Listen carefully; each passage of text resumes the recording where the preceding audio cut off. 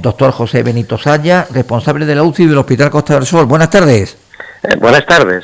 Bueno, antes de nada tengo que felicitarle, darle el agradecimiento en nombre de tanto de los medios de comunicación como de la población en general por el enorme, sensacional, complicado pero positivo trabajo que han venido realizando todo el hospital en esta dichosa pandemia del COVID-19. Nada, muchas gracias. Vamos a explicar, ahora ya se ve aquellos problemas de mediados de febrero hasta que en la primera decena de marzo ya se ve que el tema ya es más de lo que se pensaba, se aplica ya el estado de alarma, todo lo demás. Vamos a ver por parte. ¿Cómo se prepara el Hospital Costa del Sol, hospital público de referencia en toda esta zona, para lo que le viene encima? ¿Qué se hizo primero? Bien, nosotros en la primera, cuando se detectaron los primeros casos en nuestra zona de cobertura, que fue a finales de febrero, concreto fue la semana blanca, final de la semana blanca, nosotros activamos un mecanismo en el que se creó un comité de contingencia que lideraba nuestra gerente del hospital, y en el que participaba la dirección médica, la dirección de enfermería, todas las áreas, las especialidades más implicadas en la atención a estos pacientes, medicina interna, medicina intensiva, neumología, todas las áreas de mantenimiento del hospital, en fin. Todo se creó un comité en el que, teníamos reuniones diarias, medicina preventiva, que es crucial en este caso, porque fueron los primeros en actuar. Cuando se detectaron los primeros casos, se consiguió aislar los casos y los contactos, y eso quizá evitó que se propagara más rápidamente en nuestra zona geográfica. Ese comité se reunía diariamente, todos los días, de lunes a domingo, y por teleconferencia, algunos estábamos de presencia física en el hospital y otros por teleconferencia, pues se discutía todo el tema correspondiente a la atención o lo que, digamos, la previsión de que nos podía venir. Nosotros hicimos un estudio de previsión en cuanto a lo que corresponde a los cuidados intensivos. Hicimos un estudio de previsión de qué podía suceder con la tasa de contagio que presentaba esta enfermedad y nuestra área de cobertura geográfica, qué necesidades potenciales podíamos tener en cuanto a cuidado intensivo. Entonces, en el pico máximo de la pandemia, en nuestra zona preveíamos, según el estudio, que podíamos tener hasta 31 pacientes conectados a un respirador. Los pacientes estos por infección por coronavirus, algunos son asintomáticos, como saben, solamente se detectan porque tienen la PCR positiva, pero hay otros pacientes que hacen neumonía grave, cuadros muy graves, neumonías graves que acaban en insuficiencia respiratoria, y que muchos de ellos precisan el soporte respiratorio con un respirador hasta que, digamos, se controla esa inflamación aguda que produce el virus. Entonces, claro, nosotros preveíamos eso y tuvimos, en las reuniones discutíamos y preparamos, digamos, esos recursos que podíamos necesitar en cuanto a que nuestra unidad dispone de 15 box de UCI, y ampliamos la posibilidad de tener 16 camas más absorbiendo la zona de quirófano. Entonces nos convertíamos en una UCI duplicada.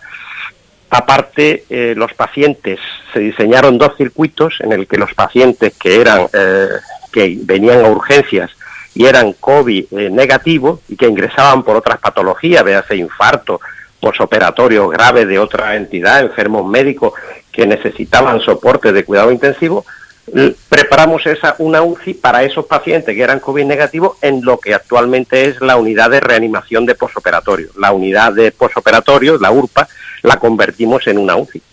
Todo eso desde el principio se coordinó y se hizo un estudio de previsión del personal que podíamos necesitar en cuanto a facultativo, siempre facultativo especializado en ese tipo de patología crítica, facultativo con conocimiento en ventilación mecánica, y enfermería, muy importante, porque esos pacientes necesitaban un soporte de enfermería muy importante, según lo que nosotros leíamos en la literatura, de que nos iba apareciendo en cuanto a lo que aparecía en Wuhan, en lo que aparecía en Italia, en Milán, todos esos informes de los italianos, de los chinos y tal. Nosotros íbamos leyendo y íbamos teniendo una visión de lo que nos venía encima. Entonces nosotros nos preparamos, digamos, hicimos un estudio para preparar nuestros recursos y adaptarnos en la manera de lo posible. Bueno, doctor, una pregunta. Los circuitos de atención que tuvieron que realizar, bueno, en parte, y eso es una cosa que se ha conocido a posteriori, afortunadamente a las urgencias, vamos a llamar normales o habituales, ha acudido menos gente, muchísima menos gente. Sí, mucha menos gente. Eso ha sido muy positivo, entre comillas, porque ha permitido establecer todavía un mecanismo, una línea de que no se juntaran los circuitos del que iba por el tema del COVID o el que iba por otro lado. Eso ha sido clave, ¿no? Le voy a decir lo que pienso. Eso ha sido positivo en parte y negativo. Ajá. Porque algunos pacientes que tenían necesidad de acudir a urgencias por el miedo al contagio no han acudido o han acudido tarde. Ajá. Y le comento, después de todo esto hemos visto pacientes con infarto agudo de miocardio que han venido ya con el tiempo evolucionado por el temor a ingresar, y esos pacientes luego han evolucionado de forma, digamos, no tan bien como debieran, y eso en parte es atribuible al miedo al contagio que ha tenido la población por no acudir a urgencias. De todas maneras, siempre se diseñaron los dos circuitos, pero claro, la población ha tenido miedo al contagio. Todo el mundo ha tenido miedo al contagio, eso es... Al margen del tema del circuito, lo que lo está diciendo el doctor Benito Saya es claro, es que el temor era a salir a la calle, menos todavía a un hospital. Es que claro, es que eso es el tema, menos no acudía al hospital, y a lo mejor en el hospital estaban más seguros, porque estaba totalmente dividido todo. Y una vez establecidos los circuitos de atención y demás, me pregunto, usted lo ha dicho, que se iban evolucionando, se iban estudiando las cosas en función a los datos que venían, o el estudio de Italia, de Milán, de la parte de Wuhan de China. De material, ¿cómo estaba el hospital? En fin, todo eso se discutía en el comité que le he dicho de contingencia, y nosotros analizamos el área de mantenimiento, nos decía todo lo que disponíamos. Entonces nosotros sabíamos los recursos y lo que teníamos que, digamos, prepararnos.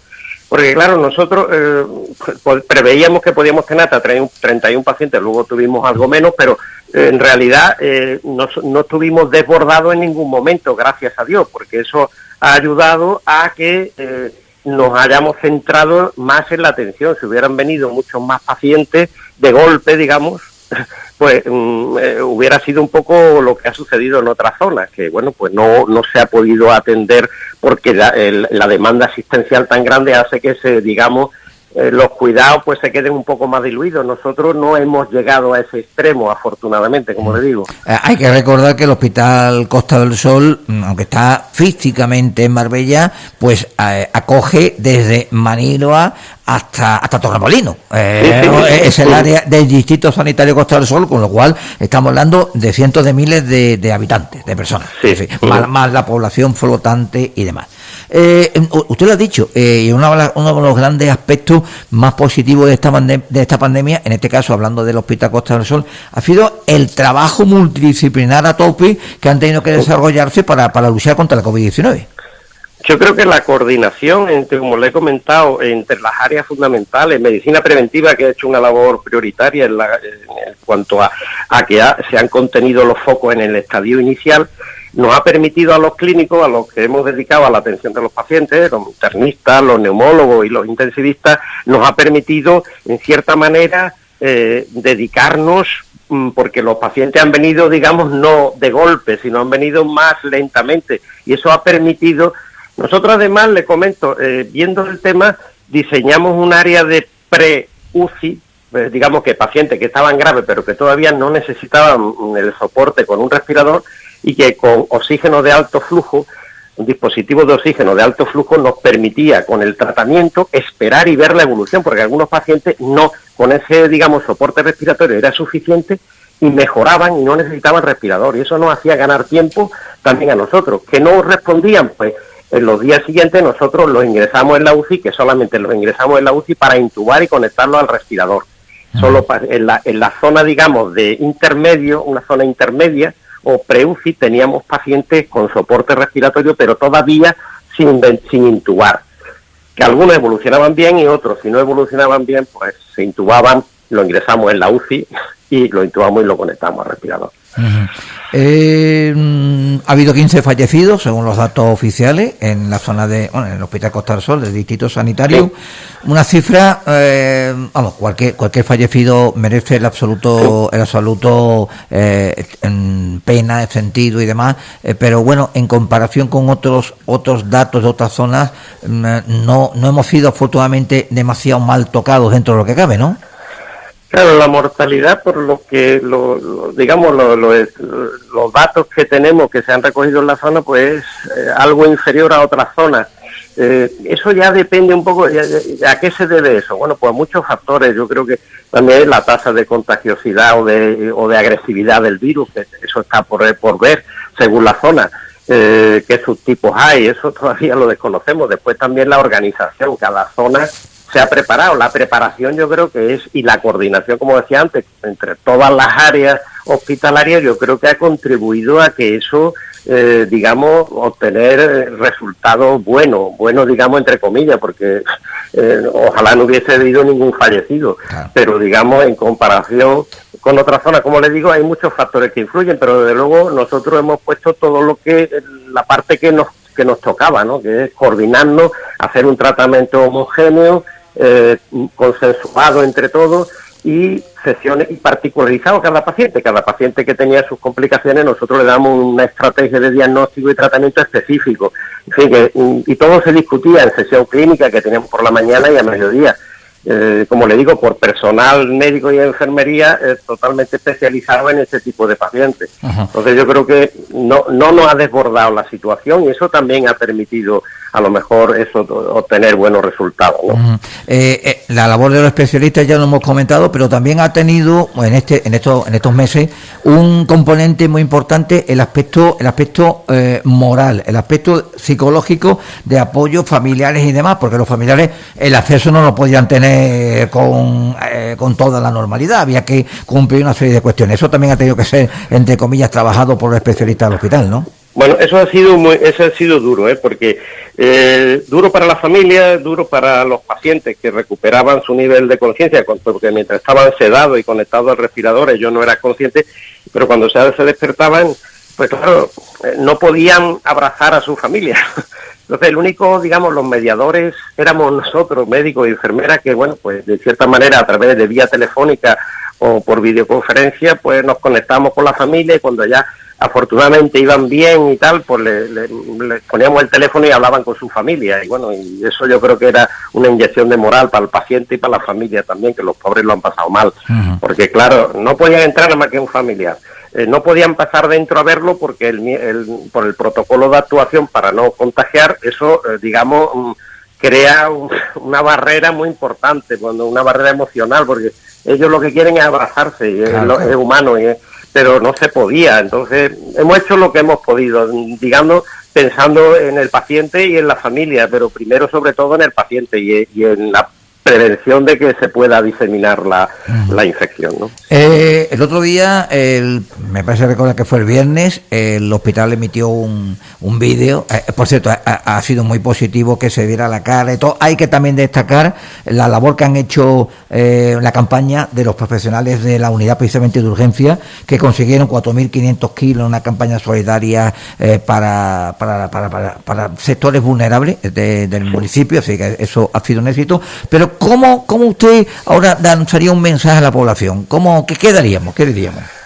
Yo creo que el virus ahora mismo, ahora que estamos en la fase, digamos, optimista, que le hemos pasado, acabado el confinamiento y ya hemos pasado a un nivel, digamos, de normalidad, entre comillas, yo creo que no debemos de bajar la guardia. ¿Por qué? Porque el virus no lo hemos derrotado, lo tenemos ahí, digamos, acorralado, pero el virus puede volver a surgir y yo creo que la gente tiene que protegerse, evitar esas masificaciones, utilizar las mascarillas, lavarse las manos. Eso va a ser una cultura que tenemos que adoptar hasta que no haya una vacuna o un tratamiento eficaz.